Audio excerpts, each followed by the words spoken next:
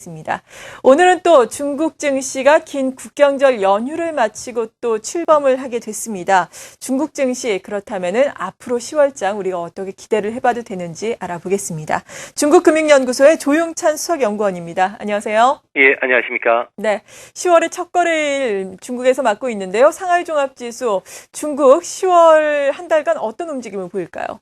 아무래도 지금 중국 증시 같은 경우에는 국경절 연휴가 끝나고 이제 시작이 됐지만 대형주들은 여전히 좀 부진을 면치를 못하고 있는데요. 아무래도 이런 측면에서 보면은 10월 상하이 종합주가 지수는 1950선을 바닥으로 해서 2150포인트 내에서 아마 불안한 급등락 장세가 펼쳐질 것으로 보여집니다. 연기금 매수에 힘입어서 9월 달은 상승의 전환을 마련했지만 11월 8일 당대를 앞두고서 중국이 일제히 좀 정치 계절에 빠져든 것이 아무래도 부담이 되지 않을까 보여지는데요.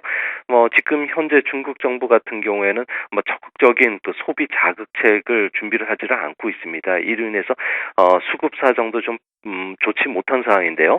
신용거래 잔액이 사상 최고치를 기록했고요. 또 10월 달에 비유통지 해제 물량이 9월에 비해서 50%나 늘어나고요.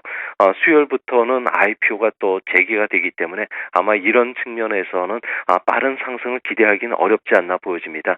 그런 측면에서 보면은 정부의 인프라 투자 확대로 인해서 교통이나 시멘트 그리고 미국의 양적 완화로 인해서 석탄과 석유와 같은 자원주 쪽으로 중국 증시도 좀 움직일 가능성이 좀 높아 보이고요. 특히 중국 내에서는 지금 기업 실적들이 상당히 좀 안 좋은데 그 중에서도 음식료라든지 전자업종 같은 경우는 좀 꾸준히 좀 실적이 증가하고 있기 때문에 이런 쪽으로 저가 매수세 정도가 유입되지 않을까 보여집니다. 네.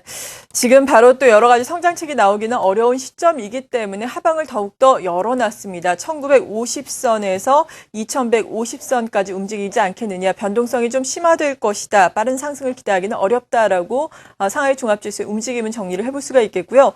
우리나라 경제와 또 중국 경제가 상당히 밀접한 관련을 맺고 있지 않습니까? 올해 같은 경우에는 GDP 성장률 약 7%대로 예상이 되는데 내년에는 좀 8%대로 오르면서 그래도 경기 연착륙을 우리가 기대를 해볼 수 있을까요? 어떻습니까? 네, 8%대 성장은 가능할 것으로 보여지는데요. 지금 현재 3분기 GDP 성장률은 한 7.4%까지 하락하고요. 그래서 7분기 연속 하락했지만 4분기부터는 작년 이맘때 성장률이 낮았던 기저 효과로 인해서 서서히 좀 올라가게 돼 있습니다. 그래서 4분기는 한 7.6%로 올라갈 것으로 보여지는데요. 아무래도 9월 달에 1조 위엔의 인프라 투자라든지 그리고 6월 달 이후에는 10개 성시가 20조 위엔의 투자 계획을 발표를 했기 때문에 이런 측면에서는 4분기를 바닥으로 해서 내년 1분기부터는 L자형 경기 회복을 타지 않을까 보여집니다. 추가적으로 또 추가 지준율 인하를 비롯해서 소비 활성화 대책, 세금 인하와 같은 여러 가지 정책들이 내년에 나올 가능성이 높기 때문에요. 그런 측면에서 보면은 컴퓨터라든지 자동차와 같은 가공형 제조업 같은 경우에는 정부의 소비 자극책이 힘입어서 재고 조정도 지금 빠르게 진행이 되고 있다 그럽니다. 이로 인해서 내년도의 경기 회복을 좀 주도하지 않을까 보여지는데요. 그렇게 보면은 우리나라의 대중국 수출은 중국의 수출이라든지 소비가 좀 진작되기 한 달 보름 전에 먼저 수출되기 때문에 대중국 수출도 4분기부터는 서서히 회복될 것으로 보여집니다. 네, 그나마 다행스러운 부분입니다. 중국의 GDP 성장률 내년에는 8% 회복할 것으로 보여지고 우리나라도 대중국 수출이 4분기보다는 좀 나아질 것이다라고 말씀해 주셨는데 이제는 또 3분기 경제 지표가 바로 발표가 되게 됩니다. 무역 수지 어떻게 될 것으로 예상을 하세요? 네, 지금 중국과 관련된 무역 수지는 그렇게 썩 좋지를 않은 상황인데요. 네.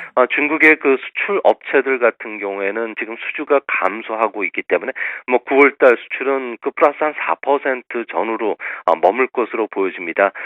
지금 중국 내에서는 크리스마스 상품 주문으로 인해서 상당히 좀 가공 공장들이 돌아가야 되는 수출 시즌인데요. 해외에서 크리스마스 시즌에 맞춰서 주문이 상당히 감소를 하고 있다 그럽니다. 이로 인해서 경공업 생산 단지가 집중된 광동성 같은 경우에는 기업들의 이익이 한 40% 정도 감소할 것으로 보여지는데요.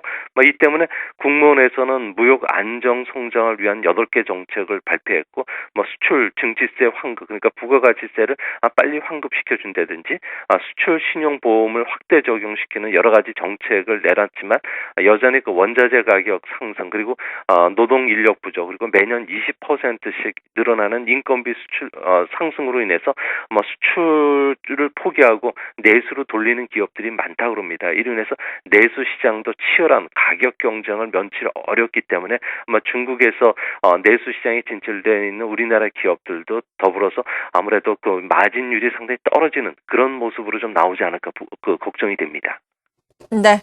이렇게 중국 시장 개장에 맞춰서 중국 이슈에 대해서 자세하게 알아봤습니다. 중국금융연구소의 조용찬 수석연구원이었습니다. 말씀 잘 들었습니다. 예, 감사합니다.